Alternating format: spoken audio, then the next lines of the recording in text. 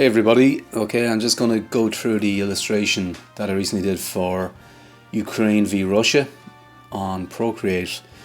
So normally what I do is if I have an idea, I jot it down as quick as I can in the sketchbook.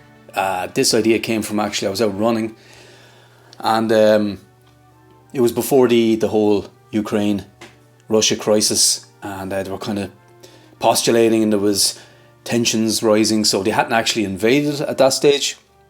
So I was thinking, what are they at the moment? They're kind of almost like who's going to reach for the weapon first, or you know, what stage is that? And I was thinking of that game that my kids play of put the hands behind the back and you tell them to touch different parts of their body, and then they reach for whatever it is on the ground, you know, that kind of way. So I don't know the name of the exact name of the game, but that came to mind. I was like, as soon as I got back in the door, I have to sketch this out. So as you can see at the start of the video, the sketch is very basic. I just wanted to get the rough gestures down and the rough positioning of the two soldiers down. Next then I was looking at the actual border, so I imported in a map of Ukraine, the Ukraine-Russian border, so I could at least have some sort of an accurate depiction of that.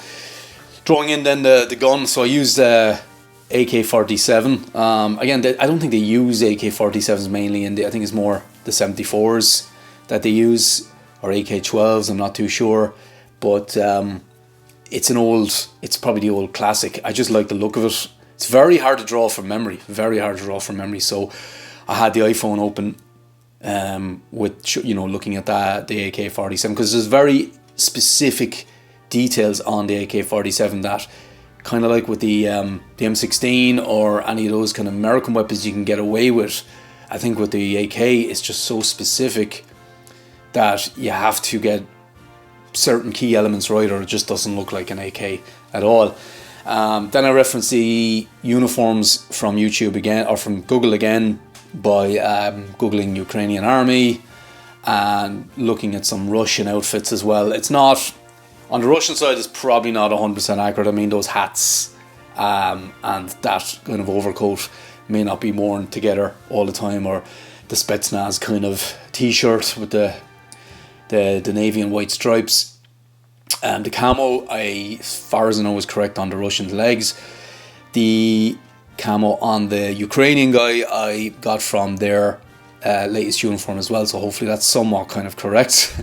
The badge as well seems to be the latest one as well on the Ukrainian army. Again, if I'm wrong, please let me know. But it's just I just wanted to get it out there. If I get too caught in the details, you'll just never get it done, you know. So I did this illustration in about, I'd say, an hour and a half, 2 hours in total. I was going to go into crazy detail on the ground with the trees and everything like that.